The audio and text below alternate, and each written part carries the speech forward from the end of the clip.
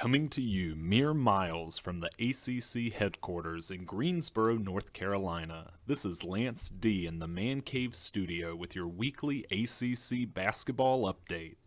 Now, after a few weeks of ACC play, we've really seen a ton of close games, and I think the last 5 or 6 days we have shifted the other direction and just saw a lot of blowouts.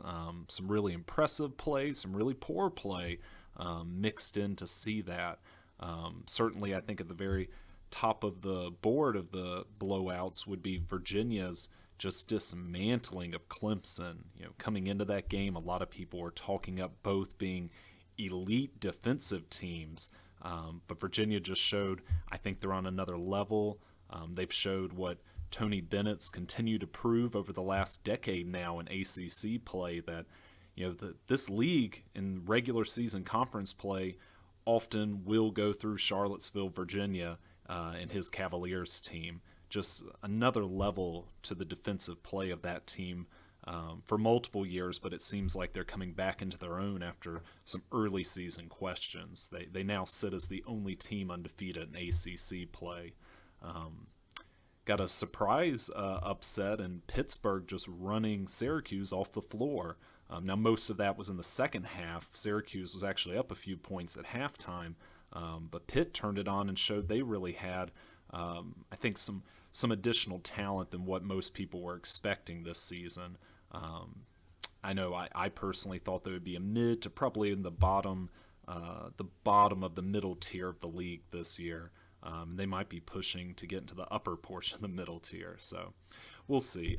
Florida State had the big win over NC State. Florida State looked like a Final Four team the way they played and shot the ball that day. I think shot just over 70% from the field. Really impressive stuff. Thinking through the week, though, and individual players with individual performances in games, I was really impressed in that Pitt game by their small forward, Justin. I always mispronounce his last name. I think it's Champagny. I don't know if I'm saying it right, but 6'6", probably 215, small forward that will sometimes play the four for them. And I mean, just played like an athletic machine, really. I think he ended up with a final stat line of 24 points, 16 rebounds. Just really laid it on in the second half when Pitt went on that run. They ended up scoring 62 second half points. I mean, against a Syracuse team that is known for having pretty elite 3-2 or 2-3 zone, just impressive stuff. I'll also give an honorable mention to a guy I've mentioned a few times now, Isaiah Wong from Miami. Miami managed the upset in what I would call my game of the week this past Saturday, when the 16th ranked Louisville Cardinals came down to Coral Gables, and Miami had another guy missing, Justin Timberlake. What is that? Is that his name? I think that's right. No, I think it's Earl Timberlake. That's what it is. For the Miami team that is already missing Chris Likes, missing McGusty, I think they have 4 guys that would normally be starters or in their rotation out for them. So just Miami showed a lot of tough play, some physical play really that frustrated the Cardinals, and Isaiah Wong on the offensive end just been a machine. He played really well when NC State played them, but I think he went 12 of 20 from the field this past week, ended up with 30 points on the day, high score on the week in ACC play. I think he tossed in another 6 assists to go with it. He's just turning into the dude on offense for Miami with Chris Likes out right now. Again, lots of blowouts, a few other games that were competitive. I know a surprise was Wake Forest kind of hung with Virginia Tech yesterday. Did not expect much fight out of Wake Forest. Now, the game was at home for the Deacons and Winston, but still ended up only a 4-point win for Virginia Tech. Now, win's a win, and there often is a bigger line than just the few points that can separate that. But still, it's nice to see some fight out of a Wake team that right now doesn't have a conference win, feels like they're the basement for the league right now.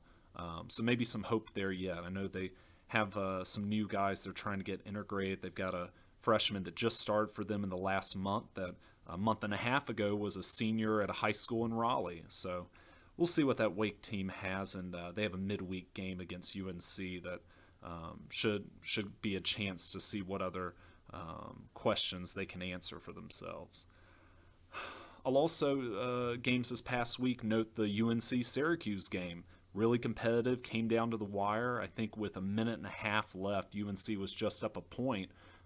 Syracuse had got some really good shooting early out of their guards, particularly Buddy Boeheim had a great first half with 18 or 20 points, but went cold in the second half, and UNC was able to get enough things done and really feel like the last week or so, even though they lost against Florida State Saturday, that Carolina team may be moving in the right direction and picking up some confidence.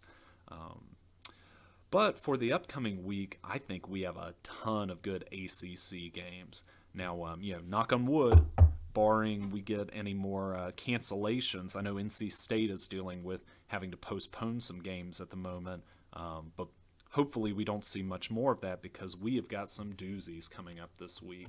I know just tonight we'll get things started with a good matchup of Louisville and Florida State. I think with who's going where? I think it's Florida State will be going up to Louisville tonight, and I'm expecting a really competitive game. I'd probably give the edge to FSU, but still. Then tomorrow night, Duke will travel to Pittsburgh, and again, Pitt seems to be charging right now. And then on Saturday, a few great games. Clemson's going to head to Florida State. We'll see how Clemson can rebound from the Virginia game. You'll have Duke going to Louisville. Louisville's going to get 2 back-to-back home games now after their loss, and we expect to show a bit more resilience. And if the game can remain on the schedule, NC State will be heading to Chapel Hill on Saturday.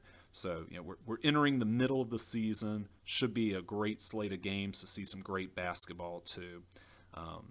On a ACC fantasy note, I will say in the Tobacco Road ACC on Tobacco Road League that I'm the commissioner for, we saw a few different guys step up this week. I'll say Richard's team clearly had the best week, though. He didn't lose a single category, won 6 of the 7 and tied in 1.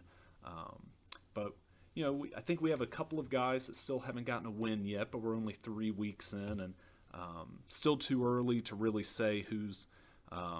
Certainly nobody's clinched any type of spots for our fantasy playoff, but we'll see what happens there. And again, shout out to Richard because he had an awesome week.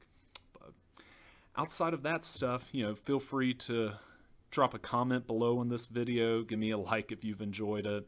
I try to keep them relatively quick, but want to give you all the broad strokes of what's going on ACC play right now, and hopefully I can get y'all another video next week.